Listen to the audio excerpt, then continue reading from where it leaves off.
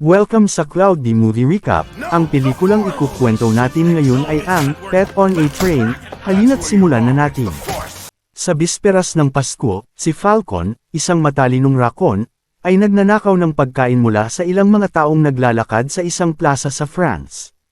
Ngunit nang subukan niyang kumuha ng hotdog, naamoy siya ng bantay na aso ng tindero at hinabol siya. Tumakbo si Falcon patawid ng kalsada habang hinahabol ng aso, na hinihila ang car itong may hotdog na nakakabit sa tali nito.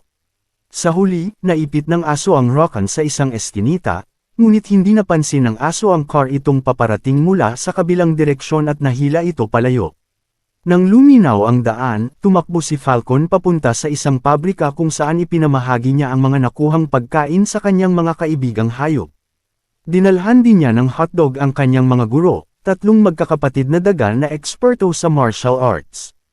Pagkatapos, pumunta si Falcon upang makipagkita kay Rico, isang kalapati na nagpalaki sa kanya mula pagkabata at nagbigay sa kanya ng pangalang Maurice. Ngunit mas gusto ng raccoon na tawagin siyang Falcon at sinabi niya sa kanyang ampo na ama na kailangan na niyang umalis dahil may bago siyang trabaho. Ipinaliwanag niya na isang badger na nagngangalang Hans ang kumuha sa kanya upang magnakaw ng isang kargamento ng pagkain mula sa isang marangyang tren. Hindi sang-ayon si Rico sa planong ito dahil delikado ang pagnanakaw sa isang umaandar na tren. Gayunpaman, nangako si Falcon na magiging maayos ang lahat at sa tulong ng pagkaing makukuha nila mula sa tren, magkakaroon sila ng tunay na handa sa Pasko. Binati siya ni Rico ng swerte at nagtungo si Falcon sa estasyon habang nagsisimula ng sumakay ang mga pasahero. Kabilang sa kanila ang isang pas ang nagngangalang Maggie, na iniwan ng kanyang amo sa isang maliit na bahay upang isakay sa bagon para sa mga hayop. Habang naghihintay sa estasyon, namangha si Maggie nang makita ang isang raccoon na tumatalon papunta sa bubong ng tren ng napakadali.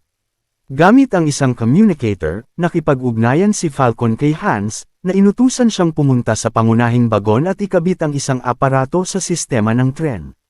Samantala, dinala si Maggie sa bagon ng mga hayop kung saan nakilala niya ang iba pang mga hayop. Si Coco, isa sa mga loro, ay agad na nahulog ang loob kay Judy, ngunit nahihiyang makipag-usap dahil kahit isa siyang ibon, hindi siya marunong lumipad. Habang nagkakakilala ang mga hayop, lihim na pumasok si Falcon sa parehong bagon at ikinabit ang isa pang aparato sa mga cable. Halos matapos na niya ang trabaho nang dumating pa ang mas maraming hayop. Dahil may asong pulis na maaaring makasagabal sa kanilang plano, sinabi ni Falcon kay Hans na natapos na niyang ikabit ang mga aparato sa sistema. Hiniling niya na buksan na ang bagon ng pagkain, ngunit sa halip ay hinarang ni Hans ang sistema at pinaandar ang tren bago pa makasakay ang mga pasahero.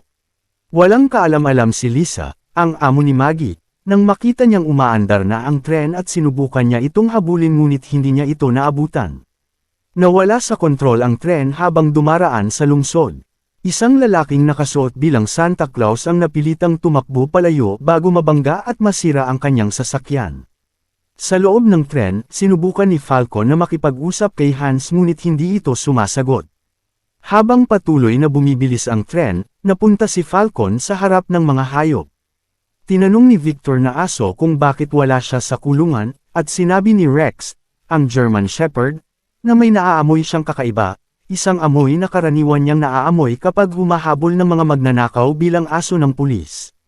Sinubukan ni Falcon na itago ang katotohanan at sinabing mascot siya ng inhinyero at nag-iinspeksyon lamang. Hindi naniwala si Rex, ngunit natuwa. Si Maggie nang makita muli ang raccoon at sinabi niyang para bang lumilipad ito nang tumalon sa tren. Sinamantala ito ni Falcon at nagkwento na iniwan siya noong sanggol pa lamang at minsang tinangkang barilin ng isang tao. Nataman siya sa tenga ngunit nailigtas siya ng isang lawin na nagpalaki sa kanya kasama ng mga sisiw nito. Mula noon, itinago niya ang bala na tumama sa kanyang tenga at itinali ito sa kanyang paa. Hindi pa rin naniwala si Rex, ngunit bago pa sila magtalo, pinabilis pa ni Hans ang tren gamit ang computer. Nagsimulang umanig ang lupa at habang dumaraan ang tren malapit sa isang crane, natapon ang kape sa paa ng operator. Dahil dito, nataman ang isang bakal na poste at bumagsak ito sa riles. Bumangga ang tren sa mga debris ngunit nagpatuloy pa rin ito, at naprotektahan ang harap nito ng mga bakal. Hindi nagtagal, naging balita ito sa telebisyon at kinuna ng live ng dalawang reporter na sina Johnson at Johnson. Sa pamamagitan ng TV sa loob ng bagon, nalaman ni Falcon at ng iba pang hayop na nasa panganib sila dahil nawalan ng kontrol ang tren. Sa kalagitnaan ng programa, kinapanayam ang mga amo ng mga hayop, kabilang si Lisa na humihingi ng tulong upang mailigtas ang kanyang kuting. Ngunit maaaring huli na ang lahat dahil kung magpapatuloy ang tren sa bilis nito, madidiskaril ito at sasabog ang mga bagon. Biglang naputol ang broadcast at lumabas si Hans sa screen, sinasabing siya ang may kontrol sa tren. Ibinunyag niyang ginawa niya ang lahat ng ito bilang paghihiganti kay Rex, ang parehong German Shepherd na hamuli sa kanya at sa kanyang grupo dati. Pagkatapos nito, tinapos niya ang mensahe at nagbanta sa mga hayop. Napagtanto ni Falcon na pinagtaksilan siya at nag-isip ng paraan para makatakas sa tren na patuloy na bumibilis. Ipinaliwanag ni Maggie na kung hindi nila mapapabagal ang tren, madidiskaril ito sa tulay. Iminungkahi niyang paghiwa-hiwalayin ang mga bagon upang gumaan ang tren. Ngunit nakakulong ang mga hayop at ang mga susi ay nasa kabilang bagon. Si Falcon lamang ang makakakuha nito, kaya kailangan niyang gumapang sa ilalim ng umaandar na tren. Pumayag si Falcon at nang makarating siya sa ilalim, nakita niya ang isang maliit na hagdan sa susunod na bagon. Kumuha siya ng wrench, itinali ito sa lubid, at inihagis upang sumabit sa metal. Pagkatapos ay itinuloy niya ang pagtawid, ngunit lumuwag ang tornilyo. Sa huling sandali, tumalon siya at naabot ang hagdan, kahit na naiwan ang kanyang bag.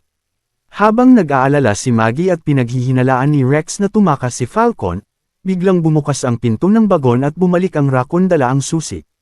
Pinalaya niya ang mga hayop, ngunit nang si Rex na ang susunod, pinabilis muli ni Hans ang tren. Lumabas si Hans sa TV at sinabi sa mga hayop na huwag magtiwala kay Falcon dahil kasabwat siya. Nalito ang lahat, ngunit hinikayat sila ni Falcon na huwag pansinin ito at tumakas na agad. Dahil sa pagyanig, nasira ang mga kulungan at nakatakas ang mga hayop. Sa kaguluhan, natulak ang kulungan ni Victor at nabasag ang aquarium kung saan nakatago ang ahas na si Anna. Natakot ang aso ngunit nagpasalamat ang ahas at tinulungan silang makatakas. Sa huli, nailigtas din nila ang isdang si Momo kahit nabasag ang tangke nito, at inilagay ni Falcon sa garapon na may tubig. Ligtas na ang lahat, ngunit napansin ni Falcon na nasira ang lalagyan ng pagkain at hindi na niya ito madadala sa kanyang mga kaibigan. Napansin ito ni Rex at naghinala, ngunit nagpatuloy pa rin ang grupo. Habang dumadaan sila sa tren, nagkaroon ng sunog sa kusina.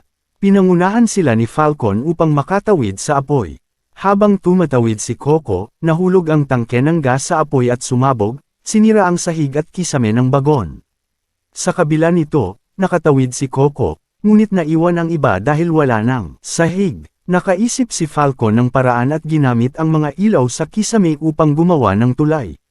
Si Leo na pagong ang unang tumawid at kahit may mga hadlang, nakarating siya sa kabila. Sumunod si Janice na kuneho at matagumpay ding nakatawid ng walang problema. Tinawag niya ang kanyang asawa upang sumama sa kanya, ngunit natakot si Jimmy at sinabi sa kanyang asawa na magpatuloy na lang nang wala siya. Nawalan ng pasensya si Rex at kinagat siya, saka dinala patawid sa tulay hanggang makarating sila sa kabilang panig. Pagkatapos, inihagis ni Falcon ang lalagyan na laman si Momo papunta sa kabila ng bagon. Si Victor na lamang ang natitira upang tumawid. Natatakot ang aso, ngunit hinikayat siya ng raccoon na sumunod ng hindi tumitingin sa ibaba hanggang makarating sila sa kabila. Sumunod si Victor, ngunit naputol ang mga cable na humahawak sa ilaw at nagsimula siyang mahulog, halos sumayad ang kanyang mga paa sa riles. Sa huling sandali, nailigtas siya ni Anna na yumakap sa kanya at hinila pabalik sa loob ng bagon. Sa wakas, nakatawid ang lahat ng hayop. Ilang segundo lang ang lumipas, kumalas ang dalawang hulihang bagon mula sa tren. Gayunpaman, nagbabala si Maggie na kailangan pang magtanggal ng iba pang bagon upang bumagal ang tren at makatawid ng ligtas sa tulay. Sa malayo, sa estasyon ng tren, pumunta si Rico at ang tatlong gurong daga upang tingnan kung bumalik na si Falcon, ngunit wala man lang siyang bakas. Hindi nagtagal, napanood nila sa balita na patuloy ang pagtakbo ng tren na wala sa kontrol at malapit na itong madiskaril. Nang mapagtanto ni Rico na iyon ang tren na sinasakyan ni Falcon, nagpasya siyang tulungan ang kanyang anak at lumipad papunta sa istasyon ng telebisyon. Pagdating doon, nakita niya sina Johnson at Johnson na sumasakay sa helicopter, kaya kumapit siya rito upang mahanap si Falcon. Samantala, sa tren, patuloy na ginagabayan ni Falcon ang mga hayop hanggang makarating sila sa ika-8 bagon. Sa parehong oras, naabutan sila ng helicopter habang papalapit ang tren sa tulay. Nagbabala si Maggie na kailangan nilang paghiwalayin ang mga bagon sa lalong madaling panahon. Kaya nagtulungan sina Falcon at Rex upang tanggalin ang pagkakakabit. Makalipas ang ilang minuto, nagsimulang tumawid ang tren sa napakalaking bakal na tulay, ngunit dahil sa bilis at bigat nito, nagsimulang bumigay ang istruktura. Matapos ang matinding pagsisikap, nagawa nilang tanggalin ang pagkakakabit at kumalas ang mga bagon, ngunit naiwan si Rex sa loob kaya sinabi ni Falcon na tumalon siya. Habang lumalaki ang pagitan ng mga bagon at ng tren, umatras si Rex at lumundag ng malayo, at nakarating sa kabila. Sa huli, nahulog ang mga bagon sa napakalalim na bangin at ang pagsabog ay lalo pang nagpahina sa tulay na patuloy na gumuho. Dahil dito, nagsimulang bumigay ang ika-8 bagon at tumigil ang tren, na tila mahuhulog anumang oras. Pinilit ng mga hayop na kumapit hanggang may isang malita na nahulog at nagkalat ang mga candy. Isa sa mga ito ay napunta kay Randy na aso, na mahilig sa asukal. Hindi niya napigilan ang sarili at kinain ito, ngunit agad siyang nakatulog. Habang nadudulas siya, sinubukan siyang iligtas ni Coco ngunit hindi niya kinaya ang bigat, kaya pareho silang nahulog palabas ng bagon. Mukhang katapusan na nila, ngunit makalipas ang ilang segundo, bumalik si Coco dala si Randy, matapos niyang matutong lumipad. Kahit hirap ang kanyang mga pakpak sa bigat, may sumabog na bagon mula sa bangin at ang lakas ng hangin ay nagtulak sa kanila pabalik sa tren. Dahil din sa pagsabog, naitulak ang ika-8 bagon pabalik sa riles kaya muling uumandar ang tren at nakalampas sa tulay. Habang kinukunan ng film crew ang lahat, nahulog ni Johnson ang kanyang kamera kaya kinailangan niyang bumalik sa estasyon. Umalis ang helicopter, ngunit nagpatuloy si Rico ng mag-isa upang hanapin si Falcon. Sa tren, nagdiwang ang mga hayop dahil nakaligtas sila, at pinuri ni Judy si Coco sa kanyang katapangan. Gayunpaman, sinabi ni Maggie na nasa panganib pa rin sila at kailangan nilang makarating sa unahang bagon upang hilahin ang emergency brake. Nagmadali ang grupo, ngunit sa daan ay dumaan sila sa isang malakas na bagyo at sa isang imbakan ng troso. Dahil sa puwersa ng tren, gumulong ang mga troso papunta sa riles at may tumama sa bagon, ngunit walang nasaktan. Habang nagpapatuloy sila, napansin ni Maggie na natanggal ang benda sa paa ni Falcon at imbes na bala, singsing ng lata ang naroon. Hinarap niya ang Rokan at inamin nito ang katotohanan, hindi siya pinalaki ng mga lawin kundi ng isang kalapati, at ang sugat sa kanyang tenga ay mula sa sumabog na lata ng inumin. Dahil sa panlilinlang na ito, naunawaan ni Rex ang ibig sabihin ni Hans at napagtanto niyang tinulungan ni Falcon ang Badger sa plano. Sinubukan ni Falcon magpaliwanag, ngunit pinabilis muli ni Hans ang tren at nahulog si Falcon palabas ng bagon. Hindi makapaniwala ang mga hayop sa nangyari at umiyak si Maggie, iniisip na wala na si Falcon. Sa kabila nito, pinangunahan ni Rex ang grupo at sinabi sa lahat na magpatuloy dahil kailangan pa rin nilang pigilan ang tren.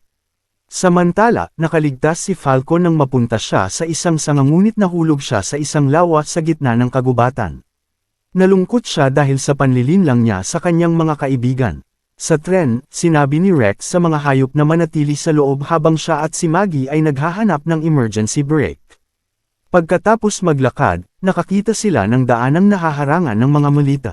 Sinubukan ni Rex alisin ang mga ito, ngunit umakyat si Maggie sa bintana at ginaya si Falcon sa paglalakad sa bubong ng umaandar na tren. Nakita ito ni Hans sa kamera at gumamit siya ng glider upang habulin si Maggie.